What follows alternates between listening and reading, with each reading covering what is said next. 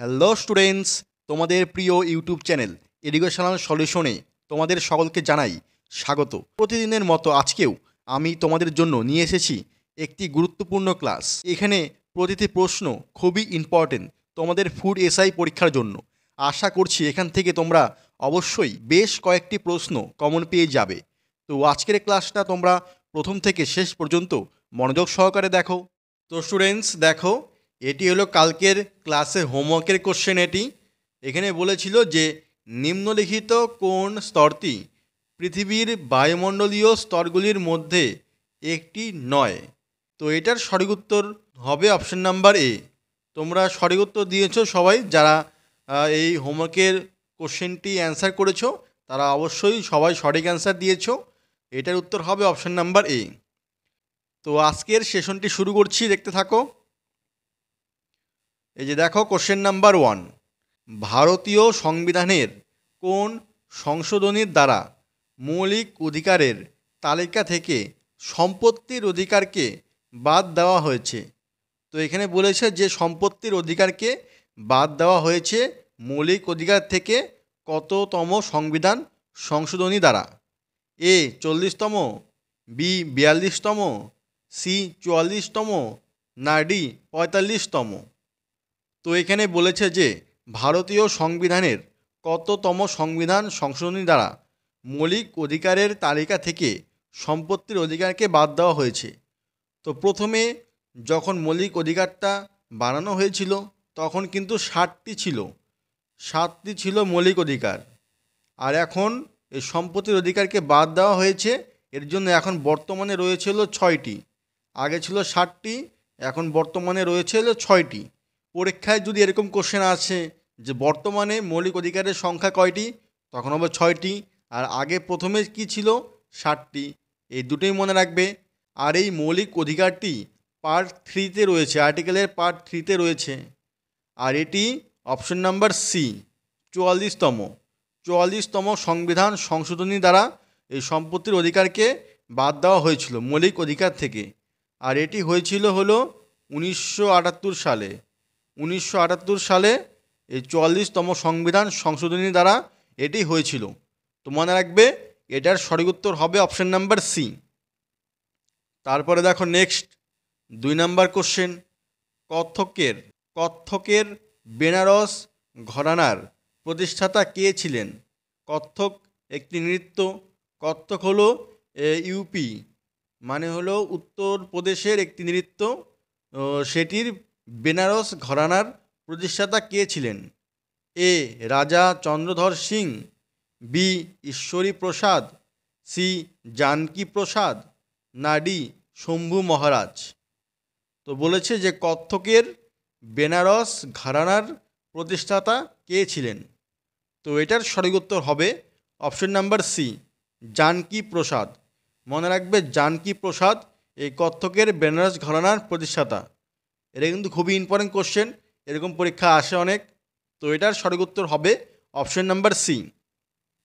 তারপরে দেখো next 3 number question, অরণ্যের অধিকার কে লিখেছিলেন? এ বিভূতিভূষণ বন্দ্যোপাধ্যায়, বি মহাশ্বেতা দেবী, সি মৈত্রেয়ী দেবী, না ডি তারাশঙ্কর বন্দ্যোপাধ্যায়? তো বলেছে এখানে যে অরণ্যের অধিকার এটি কে লিখেছিলেন? তো এটার সঠিক উত্তর হবে option number B Mahasweta Devi. Mahasweta Devi এই অরণ্যের অধিকারটি লিখেছিলেন। এখান থেকে আরেকটা কোশ্চেন আসতে পারে যে অরণ্যক, এটা বলেছে অরণ্যের অধিকার। এই যে অরণ্যের অধিকার, আরেকটি আছে হলো অরণ্যক। তো তোমরা কোশ্চেনটি ভালো করে পড়বে যে অরণ্যের বলেছে নাকি অরণ্যক বলেছে। অরণ্যক অধিকার বললে হবে Bibhutibhushan Bandyopadhyay, option number A হবে। আর এখানে যে বলেছে অরণ্যের অধিকার, তখন হবে মহাশ্বেতা দেবী। তো এটার জন্য সঠিক উত্তর হবে অপশন নাম্বার বি। তারপরে দেখো নেক্সট 4 নাম্বার কোশ্চেন, ফার্গুসন কলেজের প্রতিষ্ঠাতার সাথে নিম্নের কে যুক্ত ছিলেন?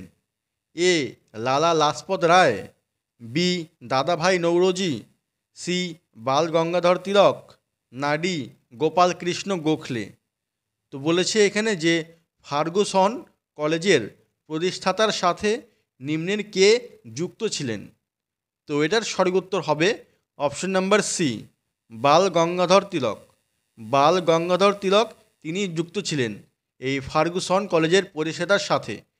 আর এই বাল গঙ্গাধর তিলকের আরেকটি উপাধি আছে, উপাধিটি হলো লোকমান্য। মানে লোকমান্য হিসেবেও বলা হয় কি, লোকমান্য হিসেবেও বলা হয় এই বাল গঙ্গাধর তিলককে।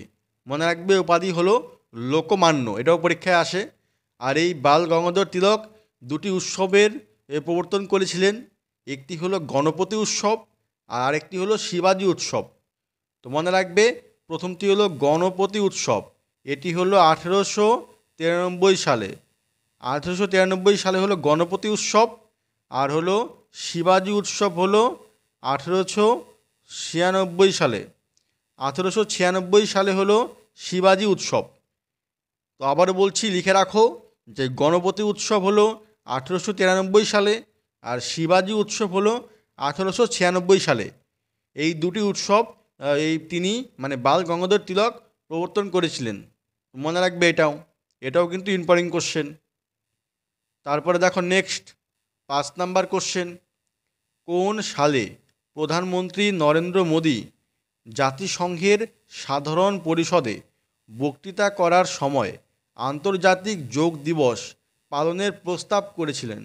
তো এখানে বলেছে আন্তর্জাতিক যোগ দিবস পালনের প্রস্তাব করেছিলেন কত সালে? এ 2010 সালে, বি 2014 সালে, সি 2015 সালে, না ডি 2019 সালে? তো বলেছে যে প্রধানমন্ত্রী নরেন্দ্র মোদী জাতিসংঘের সাধারণ পরিষদে বক্তৃতা করার সময় আন্তর্জাতিক যোগ দিবস পালনের প্রস্তাব করেছিলেন কত সালে? তো এটার সঠিক উত্তর হবে অপশন নাম্বার বি, 2014 সালে। 2014 সালে তিনি এই প্রস্তাব করেছিলেন। আর তখন থেকে এই আন্তর্জাতিক যোগ দিবস পালন করা হয়। এটি হয় হলো 21শে জুন। 21শে জুন মনে রাখবে, 21 জুন, 21শে জুন পালন করা হয় এই আন্তর্জাতিক যোগ দিবস 2014 সাল থেকে। তো এটার সঠিক উত্তর হবে অপশন নাম্বার বি।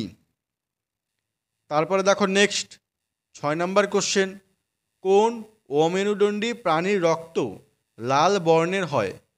এ স্পঞ্জ, বি কেঁচো, সি হাইড্রা, না ডি শামুক? তো বলেছে এখানে যে কোন অমেরুদণ্ডী প্রাণীর রক্ত লাল বর্ণের হয়। তো এটার সঠিক উত্তর হবে অপশন নাম্বার বি, কেঁচো। কেঁচোর রক্তের রং হলো লাল। তো এটার সঠিক উত্তর হবে অপশন নাম্বার বি। তো তোমরা যারা এখনও লাইক করোনি তোমরা অবশ্যই কিন্তু একটি লাইক করে দাও। তোমাদের লাইক দেখলে আমি উৎসাহিত হই আরও ভিডিও বানানোর জন্য। এর জন্য তোমাদের লাইকটা খুবই জরুরি। তো যারা এখনও লাইকটি করোনি তারা অবশ্যই লাইক করে দাও। তারপরে দেখো নেক্সট 7 নাম্বার কোশ্চেন, পণ্ডিত রামনারায়ণ নিচের কোন যন্ত্রের সাথে যুক্ত ছিলেন? এ বাঁশুরি, বি সানাই, সি সারেঙ্গি, না ডি তবলা? তো বলেছে যে এখানে পণ্ডিত রামনারায়ণ তিনি কোন যন্ত্রের সাথে যুক্ত ছিলেন? তো এটার সঠিক উত্তর হবে অপশন নাম্বার সি, সারেঙ্গি। সারেঙ্গির সাথে যুক্ত ছিলেন এই পণ্ডিত রামনারায়ণ। তো এটার সঠিক উত্তর হবে অপশন নাম্বার সি। আর এই যে বাঁশুরি যে রয়েছে অপশন নাম্বারে, বাঁশুরি, বাঁশুরি হলো মানে বাঁশি, এটি হলো হরিপ্রসাদ চৌরাশিয়া ও পান্নালাল ঘোষ। হরিপ্রসাদ চৌরাশিয়া ও পান্নালাল ঘোষের যন্ত্রের নাম হলো বাঁশি। তারপরে সানাই, সানাই হলো বিসমিল্লাহ খা। বিসমিল্লাহ খার হলো সানাই। আর তবলা হলো জাকির হোসেন। মনে রাখবে তবলা হলো জাকির হোসেন। আর শিবকুমার শর্মা, শিবকুমার শর্মা তখন হবে সন্তুর। মনে রাখবে সন্তুর। তো আবার প্রথম থেকে বলছি, মনে রাখো এই যে পণ্ডিত রামনারায়ণ এটি হলো সারেঙ্গি, তারপরে শিবকুমার শর্মা হলো সন্তুর, হরিপ্রসাদ চৌরাশিয়া ও পান্নালাল ঘোষ এ দুজন হলো বাঁশি, বিসমিল্লাহ খা হলো সানাই, আর জাকির হোসেন হলো তবলা। তো এইগুলো তোমরা লিখে রাখো, পরীক্ষায় যেটা আসবে সেটাই তোমাদের পারবে তখন। লিখে না রাখলে তোমরা কিন্তু ভুলে যাবে। এর জন্যই আমি বারবার বলছি যে তোমরা জানি ভালো করে লিখে নিতে পারো। তারপরে দেখো নেক্সট 8 নাম্বার কোশ্চেন, কোন দেশের রাষ্ট্রপতি ভারতের প্রথম প্রজাতন্ত্র দিবসের অনুষ্ঠানে প্রধান অতিথি হিসাবে যোগ দিয়েছিলেন? এ চীন, বি ভুটান, সি জাপান, না ডি ইন্দোনেশিয়া। তো এখানে বলেছে যে কোন দেশের রাষ্ট্রপতি ভারতের প্রথম প্রজাতন্ত্র দিবসের অনুষ্ঠানে প্রধান অতিথি হিসাবে যোগ দিয়েছিলেন। তো আমাদের প্রজাতন্ত্র দিবস কবে হয়? 26শে জানুয়ারি। তো তখন প্রথম হলো option number D, Indonesia. Indonesia দেশের রাষ্ট্রপতি ভারতের প্রথম প্রজাতন্ত্র দিবসের অনুষ্ঠানে প্রধান অতিথি হিসাবে যোগ দিয়েছিলেন। আর এবার 2024 সালে যোগ দিয়েছেন কে? ফ্রান্সের প্রেসিডেন্ট। মনে রাখবে, ফ্রান্সের প্রেসিডেন্ট তিনি যোগ দিয়েছিলেন এই 2024 সালে। মনে রাখবে, এটাও ইম্পর্টেন্ট কোশ্চেন। তারপরে দেখো next 9 number question, national dope testing laboratory কোথায় অবস্থিত? A Punjab, B Mumbai, C New Delhi, না ডি ব্যাঙ্গালোর। তো বলেছে যে ন্যাশনাল ডোপ টেস্টিং ল্যাবরেটরি কোথায় অবস্থিত? তো এটার সঠিক উত্তর হবে option number C, New Delhi. New দিল্লিতে অবস্থিত এই national dope testing laboratory. Important question, মনে রাখবে। তো এটার সঠিক উত্তর হবে অপশন নাম্বার সি। তারপরে দেখো নেক্সট 10 নাম্বার কোশ্চেন, জিএমটি এবং আইএসটি এর মধ্যে সময়ের পার্থক্য হলো কত? এ 2 ঘন্টা 30 মিনিট, বি 4 ঘন্টা 30 মিনিট, সি 5 ঘন্টা 30 মিনিট, না ডি 6 ঘন্টা 30 মিনিট। তো বলেছে এখানে জিএমটি এবং আইএসটি এর মধ্যে সময়ের পার্থক্য হলো কত? তো তোমরা মোবাইলে সবাই দেখতে পারো যে জিএমটি হিসাবে লেখা থাকে কি, এই যে +5:30, +5:30 কিন্তু লেখা থাকে। +5:30 মানে অপশন নাম্বার সি, 5 ঘন্টা 30 মিনিট। মনে রাখবে, 5 ঘন্টা 30 মিনিট এগিয়ে থাকে, প্লাস মানে এগিয়ে। তো মনে রাখবে, এটাও পরীক্ষা আসতে পারে, এগিয়ে থাকে না পিছিয়ে থাকে, তখন কিন্তু বলবে এগিয়ে থাকে, 5 ঘন্টা 30 মিনিট এগিয়ে থাকে। তো এটার সঠিক উত্তর হবে অপশন নাম্বার সি। তারপরে দেখো next 11 number question, Shevaroy hills ভারতের কোন রাজ্যে অবস্থিত? A Rajasthan, B Chhattisgarh, C Tamil Nadu, না ডি উড়িষ্যা। তো বলেছে এখানে যে সেভারয় হিলস ভারতের কোন রাজ্যে অবস্থিত? তো এটার সঠিক উত্তর হবে অপশন নাম্বার সি, তামিলনাড়ু রাজ্যে অবস্থিত এই সেভারয় হিলস। তো এটার সঠিক উত্তর হবে অপশন নাম্বার সি।